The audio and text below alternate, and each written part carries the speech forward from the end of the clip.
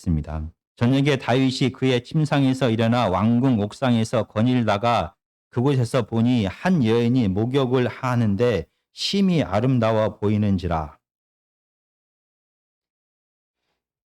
지금 11장에서 다윗은 예루살렘 궁전의 옥상에 있습니다.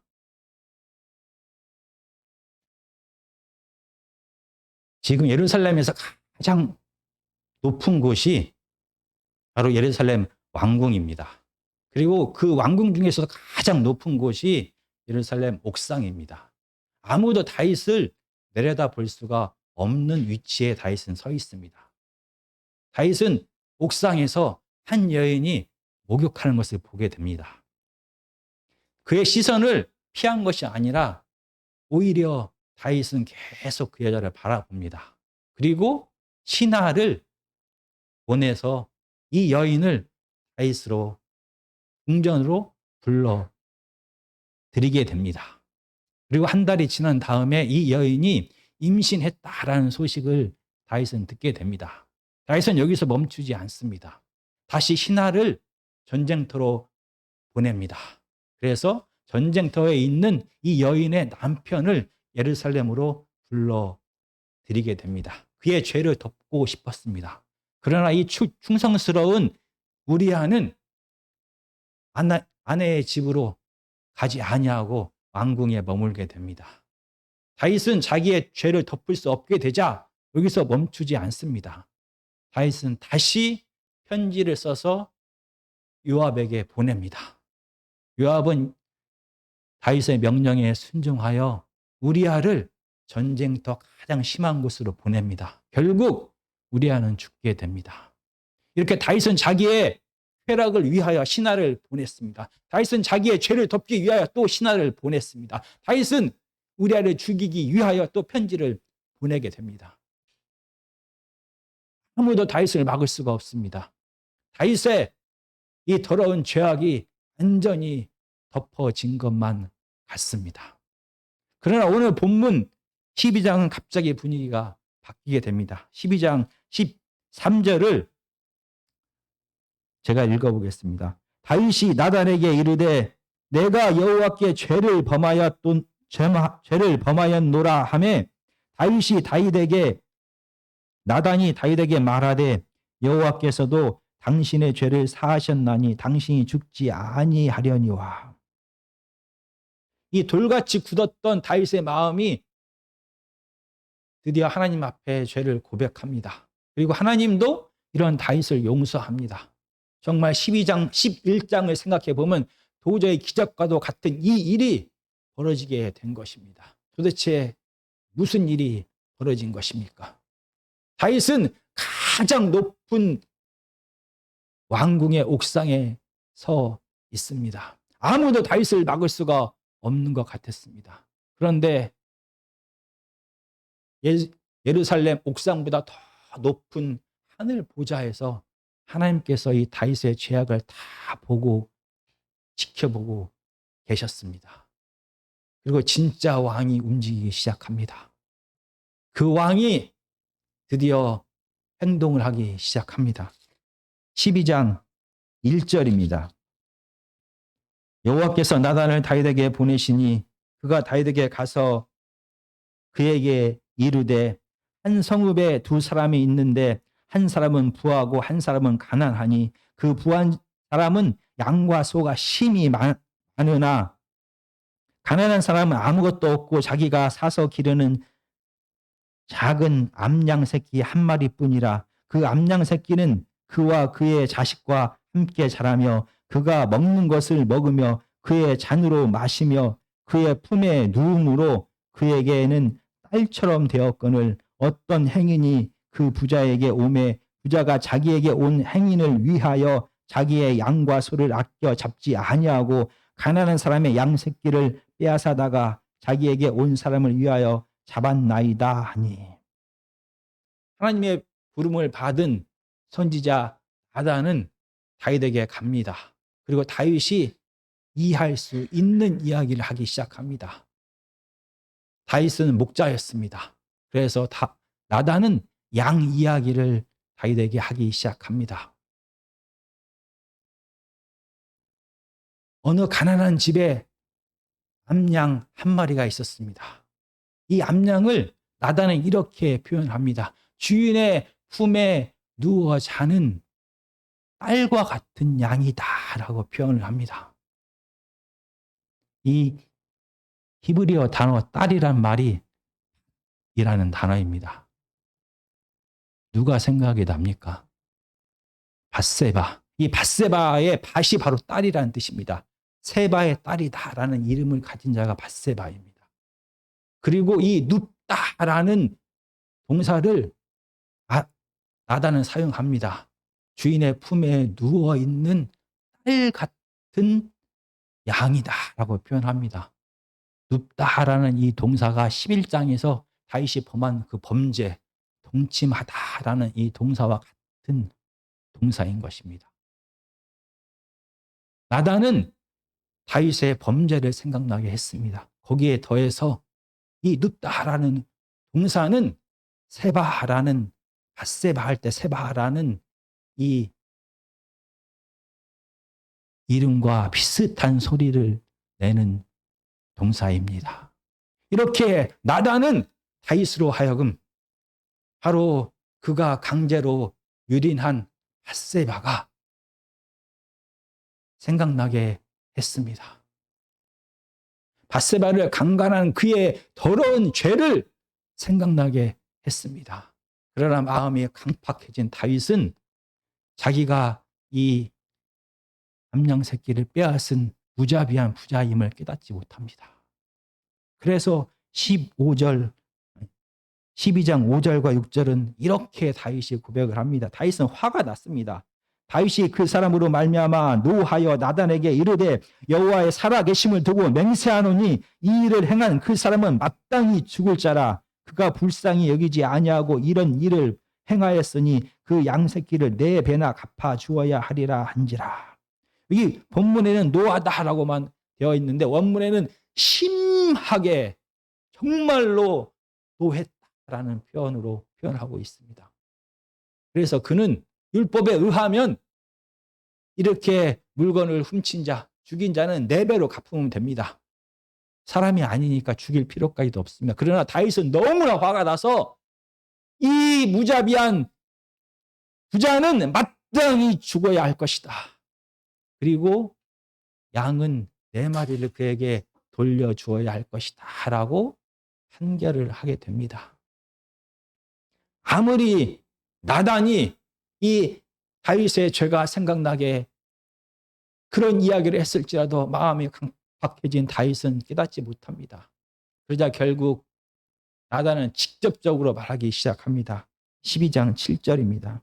나단이 다윗에게 이르되 당신이 그 사람이라. 이스라엘의 하나님 여호와께서 이와 같이 이르시기를 내가 너를 이스라엘 왕으로 기름 붓기 위하여 너를 사울의 손에서 구원하고. 나단은 다윗에게 말합니다. 바로 이 무자비한 부자가 바로 다윗 왕 당신입니다. 주인의 품에 누워 자는 딸 같은 이 양이 바로 다윗이 강제로 범한 밧세바인 것입니다. 당신은 하나님의 율법을 범했음에도 스스로가 강간한 것이 아니라 사랑한 것이고 스스로가 살인 행위를 한 것이 아니라 통치 행위를 했다라고 뻔뻔하게 우기는 당신이 바로 이 무자비한 부자입니다. 당신은 죽어 마땅한 죄인인 것입니다. 라고 나단은 다윗 왕에게 담대하게 말을 합니다. 거기에 더해서 이 무자비한 죽어야만 하는 이 죄인인 왕 다윗이 예전에 어떤 사람이었는지를 하나님의 음성을 다윗에게 대신 전합니다. 무려 1년 만에 다윗은 하나님의 음성을 듣게 되는 것입니다. 이 7절에서 굳이 필요 없는 대명사가 2번 사용됩니다. 원래 히브리어 동사는 동사 자체로 이 동사를 누가 말하는지를 알게 합니다. 내가 말하는지, 당신이 말하는지, 그들이 말하는지, 우리가 말하는지를 이 동사의 형태를 통하여 이미 알게 합니다. 그런데 7절에서 하나님은 굳이 사용되지 않아도 되는 내가라는 두 가지 내가를 두 번이나 사용합니다. 다윗이 왕의 아들이어서 왕이 된 것이 아닙니다. 다윗이 똑똑하고 지혜로워서 백성이 그를 왕으로 세운 것이 아닙니다. 7절은 내가 너를 친히 선택했다라고 말합니다. 하나님께서 다윗을 친히 선택하셨습니다. 그리고 다윗이 지혜로워서, 다윗이 용기가 있어서, 다윗이 전술에 뛰어나서 사울 왕의 손에서 구원받은 것이 아닙니다. 하나님은 분명히 말합니다. 내가 너를 모든 원수의 손에서 구원했다라고 말합니다. 다윗을 왕으로 선택한 사람도 사람이 아니라 하나님이 다윗을 왕으로 선택했고, 다윗을 모든 원수의 손에서 구원하신 분도 하나님이다라고 강조합니다. 이렇게 다윗은 하나님의 사랑과 은혜를 받는 자였습니다. 상상할 수도 없는 하나님의 사랑과 보호를 받았던 자가 다윗이었습니다. 그런데 그런 다윗이 변했습니다. 8절과 9절입니다. 내 주인의 집에 내게 주고 내 주인의 아들들을 내 품에 두고 이스라엘과 유다 족속을 내게 맡겼느니라. 만일 그것이 부족하였을 것 같으면 내가 내게 이것저것을 더 주었으리라. 그러한데 어찌하여 내가 하나님의 말씀을 업신여기고 나 보기에 악을 행하였느냐. 내가 칼로 햇사람 우리아를 치되 암몬 자손의 칼로 죽이고 그의 아내를 빼앗아 내 아내로 삼았도다. 이제 내가 나를 업신여기고 햇사람 우리아의 아내를 빼앗아 내 아내로 삼았은즉. 겉으로 드러난 다윗의 죄는 두 가지입니다. 간음하지 말라라는 죄를 범했습니다. 살인하지 말라라는 죄를 범했습니다. 그런데 오늘 본문은 더 깊은 이야기를 하고 있는 것입니다. 이스라엘 왕과 하나님과의 관계는 언약 관계입니다. 이 언약 안에서만 하나님께서는 이스라엘 왕에게 하나님을 대신하여 이스라엘을 통치하게 하셨습니다. 이 언약 관계가 유지되기 위해서는 이스라엘의 왕들은 반드시 하나님의 율법을 지켜야만 하는 것입니다. 자기의 뜻대로, 자기의 감정대로 이스라엘을 다스리는 것이 아니라 하나님의 뜻대로 율법에 순종하여 사랑과 정의로 이스라엘 백성들을 섬기고 다스려야 하는 것입니다. 이 율법을 어겼다라는 것은 더 이상 하나님과의 관계를 이어가지 않겠다라는 뜻입니다.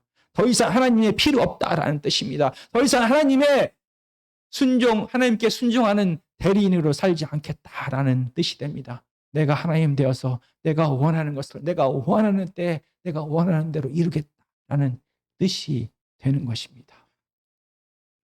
다윗은 하나님의 은혜와 보호로 왕이 되었고 왕의 자리를 지금 유지하고 있습니다. 늘 하나님 앞에 순종했던 다윗입니다. 그래서 자기의 감정대로 자기의 이익을 위하여 사는 자가 아니라 사랑과 정의로 이스라엘을 다스렸던, 이스라엘 백성들을 섬겼던 목자의 삶을 지금까지 살아왔습니다. 그러나 다윗이 변했습니다. 다윗이 마치 자기가 왕인 것처럼, 마치 자기가 하나님인 것처럼 자기가 원하는 것을 자기가 원하는 때 다 이루고자 합니다. 신하를 보내고 또 보내면서 자기가 원하는 것을 다 이룹니다. 더 이상 하나님의 말씀에 순종하지 않겠다. 더 이상 하나님이 필요 없다. 더 이상 하나님과의 언약 관계가 필요 없다라고 스스로 깨어버렸습니다. 이렇게 하나님과의 언약 관계가 깨어졌을 때 어떤 일이 벌어지게 되는 것입니까? 하나님은 이스라엘 백성들과 이스라엘 왕들과 언약 관계를 맺고 이스라엘 백성들이 하나님의 말씀에 순종했을 때 하나님께서는 그들에게 생명과 복을 주셨습니다. 다윗의 불순종함을 통하여, 다윗이 스스로 왕됨을 통하여, 다윗이 스스로 하나님됨을 통하여 이 언약 관계가 깨어졌습니다. 어떤 일이 벌어집니까? 12장 10절 후반부부터 12절까지입니다. 칼이 내 집에서 영원토록 떠나지 아니하리라 하셨고 여호와께서 또 이와 같이 이르시기를 보라 내가 너와 내 집에 재앙을 일으키고 내 눈 앞에서 내 아내를 빼앗아 내 이웃들에게 주리니 그 사람들이 내 아내들과 더불어 백주에 동침하리라. 너는 은밀히 행하였으나 나는 온 이스라엘 앞에서 백주의 이 일을 행하리라 하셨나이다. 생명 되신 하나님을 떠나는 것이 저주이고 재앙입니다. 하나님 떠난 다윗의 삶 속에, 하나님 떠난 다윗의 가정에, 하나님 떠난 이스라엘의 삶 속에 이제 죽음과 두려움과 질투와 시기와 전쟁이 계속 될 것입니다.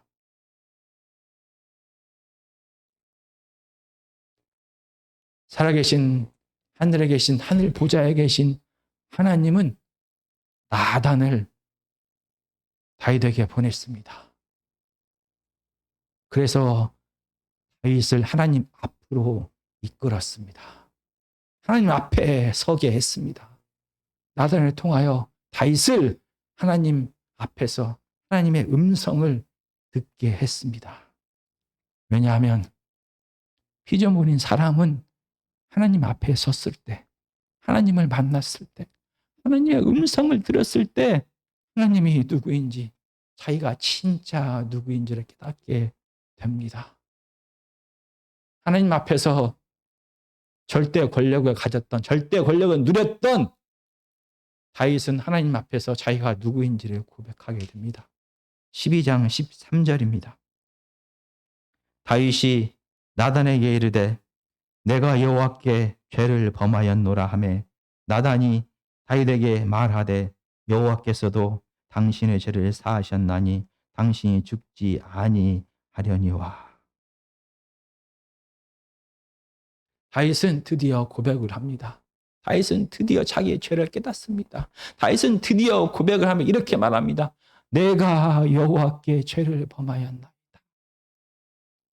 내가 여호와께 죄를 범하였나이다 라는 말 속에는 여러 가지 의미가 포함되어 있습니다.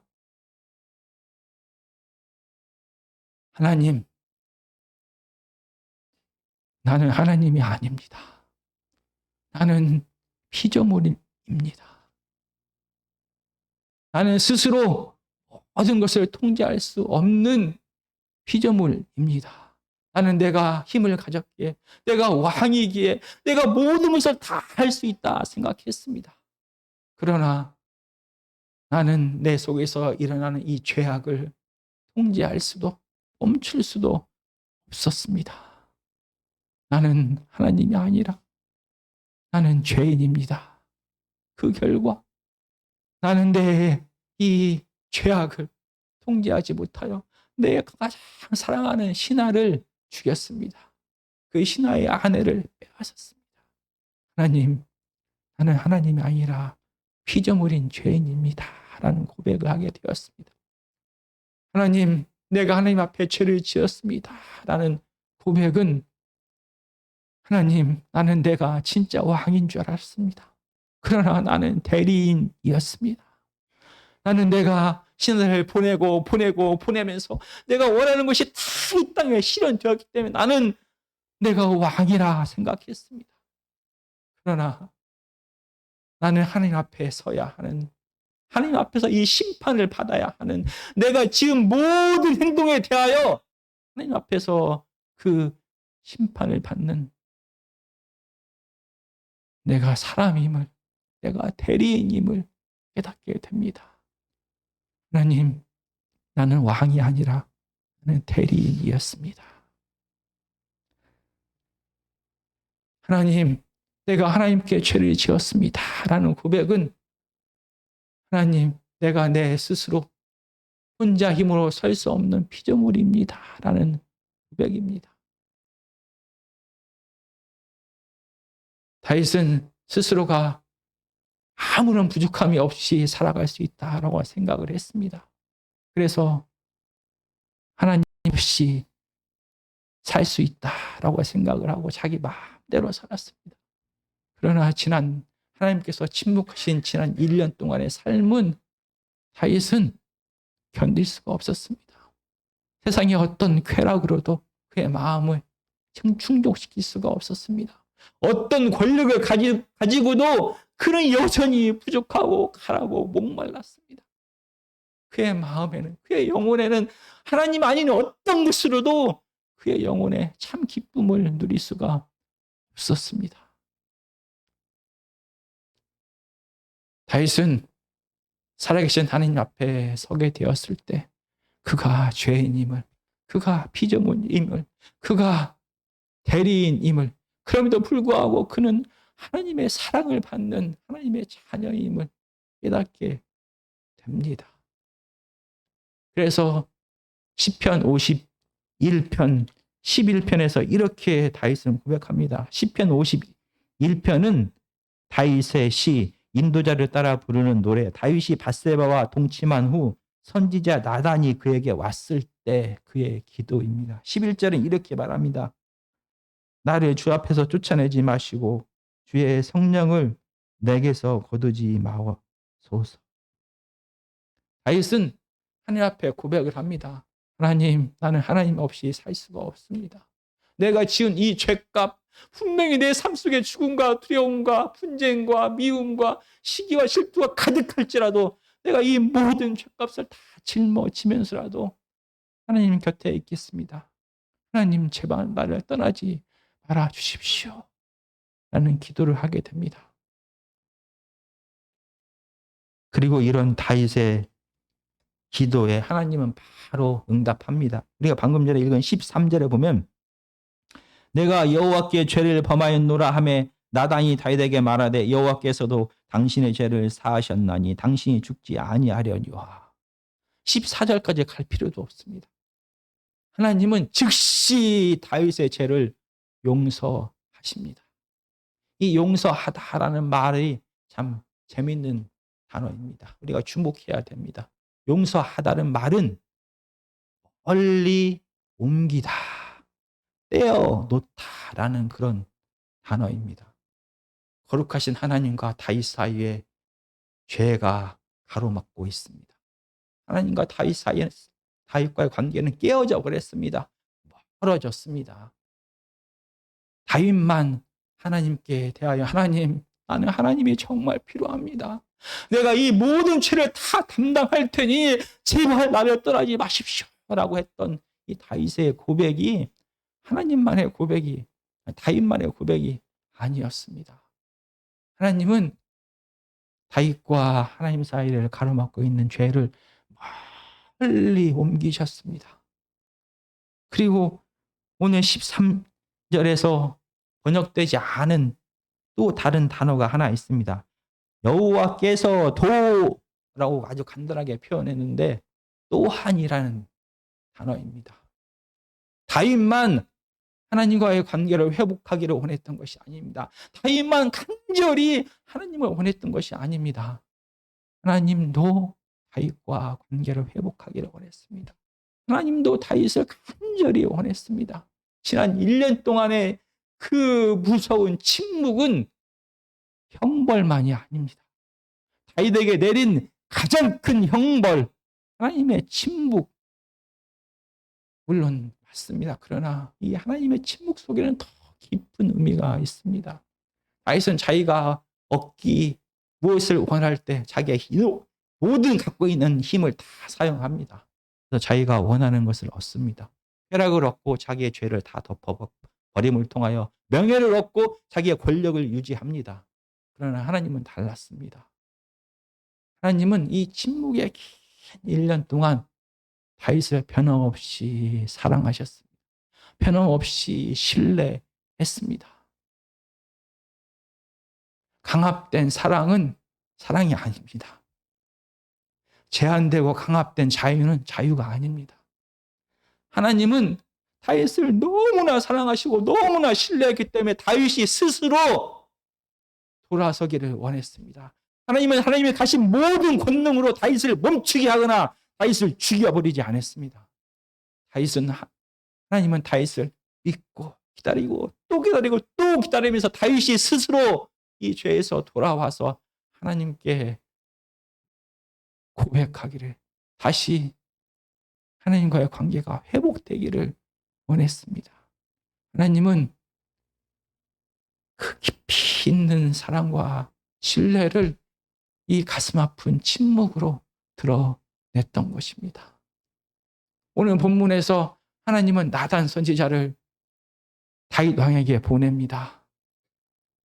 무서운 심판을 하기 위하여 나단 선지자를 보낸 것이 아닙니다. 하나님은 나단 선지자를 보내서 다윗을 하나님 앞에 서게 했습니다. 왜냐하면 피조물인 사람은 하나님 앞에 서게 됐을 때, 하나님의 음성을 들었을 때만 비로소 그가 누구인지를 알게 되기 때문입니다. 그래서 하나님께서는 다윗을 사랑하셔서 다윗을 하나님 앞으로 이끌어 하나님과의 관계를 회복할 수 있는 기회를 또 주신 것입니다. 그렇게 하나님은 다윗을 사랑하셨습니다. 다윗이 도대체 누구입니까? 다윗은 양 한 마리를 위하여 자기의 목숨을 거는 자였습니다. 다윗은 아무리 두렵고 떨려도 하나님을 온전히 신뢰함을 통하여 두려움을 극복하고 이 무서운 거인 골리앗에게 다가갔던 자가 다윗입니다. 다윗은 그가 비록 사울 왕을 피하여 도망 다닐지라도 버림받은 많은 이웃들을 보살피고 그들과 함께 했던 자가 다윗입니다. 다윗은 자기의 원수 사울을 죽일 수 있는 기회가 여러 번 있었음에도 불구하고 하나님을 존경하여 하나님께서 세우신 그 사울 왕을 끝까지 죽이지 않은 자가 다윗입니다. 다윗은 이스라엘 백성들이 사울 왕이 무서워서 자기를 전혀 돌보지 않았음에도 불구하고 그 이스라엘 백성들이 위험에 처했을 때 목숨을 걸고 그들을 용서하고 그들을 대신하여 전쟁에 나갔던 자가 다윗입니다. 다윗은 하나님의 은혜로 왕이 되었을 때에도 하나님께 주신 모든 권력을 스스로 절제하면서 온전히 하나님의 뜻대로 빼앗는 왕이 아닌 섬기는 목자로 살았던 자가 다윗입니다. 이런 다윗도 죄 앞에서 무너졌습니다. 이런 다윗도 스스로가 하나님 되기를 원했습니다. 이런 다윗도 이웃의 것을 빼앗아서 내 쾌락을 채우기를 원했습니다. 내 죄를 덮기 위하여 자기가 가지고 있는 모든 힘을 다 사용했습니다. 하나님을 무시했습니다. 하나님이 없는 것처럼 하나님의 필요 없다라는 고백을 그의 율법을 어김을 통하여 고백하는 죄를 저질렀습니다. 아무도 예외일 수가 없습니다. 아무도 이 죄의 문제를 에서 벗어날 자가 아무도 없습니다. 아무도 멈출 수가 없습니다. 그래서 하나님께서는 이스라엘의 왕들에게, 택함을 받은 세우심을 받은 왕들에게 단 한 가지만을 요구했습니다. 다른 것을 요구하지 않았습니다. 그 하나님께서 이스라엘의 왕들에게 요구한 그 한 가지는 바로 신명기 17장에 나옵니다. 신명기 17장 18절에서 20절까지입니다. 그가 왕위에 오르거든 이 율법서의 등사본을 레위 사람 제사장 앞에서 책에 기록하여 평생에 자기 옆에 두고 읽어 그의 하나님 여호와 경외하기를 배우며 이 율법의 모든 말과 이 규례를 지켜 행할 것이라. 그리하면 그의 마음이 그의 형제 위에 교만하지 아니하고 그 명령에서 떠나 좌로나 우로나 치우치지 아니하리니 이스라엘 중에서 그와 그의 자손이 왕위에 있는 날이 장구하리라. 하나님께서는 이스라엘의 왕들에게 다른 것을 요구하지 않았습니다.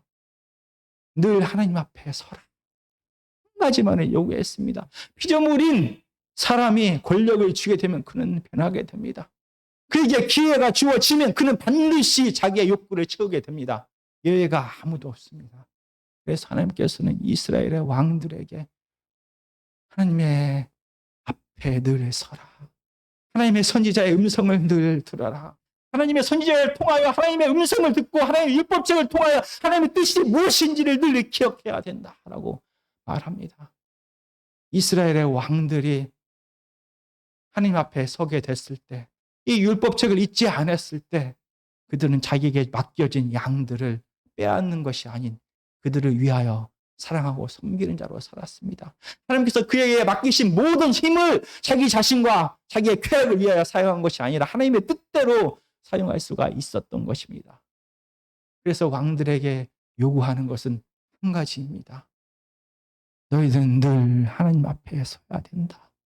하나님 앞에 섰을 때 왕들은 자기가 피조물인 것은, 왕은 자기가 죄인인 것을, 왕은 자기가 대리인인 것을, 왕은 그럼에도 불구하고 하나님의 사랑받는 자녀임을 그들은 겨우 알게 되는 것입니다. 정말 우리는 늘 하나님 앞에 서야 하는 것입니다. 다윗도 넘어졌습니다. 우리가 넘어지지 않을 수 없습니다. 자신하십니까? 내가 불륜을 저지르지 않을 자신이 있습니까? 내가 살인하지 않을 자신이 있습니까? 내가 거짓말하지 않을 자신이 있습니까? 내가 죄를 짓지 않을 자신이 있습니까? 내가 하나님께서 나에게 주신 모든 것을 나와 내 자신만을 위하여 사용하지 않을 자신이 있습니까? 아무도 이 죄에서 벗어날 수가 없습니다. 우리가 하나님 앞에 섰을 때 우리는 비로소 우리가 죄인임을 깨닫게 됩니다. 우리가 죽을 수밖에 없는 죄인임을 깨닫게 됩니다. 우리가 하나님 앞에 섰을 때 우리가 하나님께서 맡기시는 모든 것이 내 것이 아니라 내가 내 죄로 내 능력으로 얻은 것이 아니라 하나님이 은혜로 값없이 주셨다는 것을 깨닫게 됩니다. 그래서 다윗은 내가 하나님께만 범죄하였나이다 라고 고백하는 것입니다. 하나님과 나와의 관계가 올바로 섰을 때 우리는 이웃과의 관계를 올바로 행할 수가 있는 것입니다. 이웃을 내 쾌락을 위하여, 내 풍요를 위하여 짓밟고 억압하는 것이 아니라 그들을 사랑하고 용서하고 인내하며 나누는 삶을 우리는 살아갈 수가 있는 것입니다. 그래서 우리는 늘 하나님 앞에 서야 합니다. 하나님의 말씀은 우리로 하여금 하나님 앞에 서게 합니다. 늘 하나님의 말씀을 읽고 묵상하면서 하나님의 음성을 듣는 자가 되어야 하는 것입니다. 다윗 같은 자도 무너졌다라는 것을 늘 기억해야 됩니다. 내게 이런 기회가 주어지지 않았을 뿐이지 죄를 지을 수 있는 기회가 주어지면 우리는 모두 다 죄를 짓는 자가 됩니다. 우리는 하나님 앞에 늘 서는 자가 되어야 합니다. 하나님께서는 분명히 우리를 너무나 사랑하셔서 계속 우리를 지켜보고 계시고 용서하시고 돌아오기를 바라고 계십니다. 그리고 나단과 같은 선지자를 보내서 하나님의 말씀을 통하여 계속해서 하나님이 너희를 얼마나 사랑하시는지를 계속 알게 하십니다. 이 하나님의 음성에 아멘으로 화답하는 저 여러분이 되어야 하는 것입니다. 하나님은 다윗의 죄를 용서하셨습니다. 다윗과 깨어진 관계가 다 회복이 되었습니다. 그러나 다윗은 분명히 이 세상에서 사람들 간의 관계에서 이 죄의 씨앗을 뿌렸습니다. 하나님의 심판이 분명히 다윗의 삶 속에 임하게 될 것입니다. 다윗이 뿌린 이 씨앗은 하나님의 용서했음에도 불구하고 이 죄의 결과는 다윗의 삶 속에, 다윗의 가정에, 이스라엘 백성들에게 분명히 미치게 될 것입니다. 정의의 하나님은 반드시 이 죄값을 치르게 하십니다. 그러나 다윗은 그럼에도 불구하고 하나님을 떠나지 않겠다라고 간절히 하나님을 찾았습니다. 13장부터는 12장 이제 15절부터는 이 다윗의 죄값을 다윗이 치르게 되는 것입니다. 그러나 다윗은 여전히 하나님을 붙듭니다. 하나님을 붙들면서 이 죽음과 같은 고통을, 이 죽음과 같은 배신을, 내가 가장 사랑하는 자들의 아픔을 자기의 죄의 결과로 나타나는 것들을 다 보게 됩니다. 그러나 그는 하나님과 함께 이 모든 것을 견뎌냅니다. 그는 도망가지 않습니다. 자기가 지은 죄값을 우리는 치르면서 이 남은 생을 살아가야 하는 것입니다. 없어지지 않습니다. 기억하는 저와 여러분이 되어야 됩니다. 그래서 하나님의 음성에 하나님 앞에 늘 서는 저와 여러분이 되기를 간절히 기도드립니다.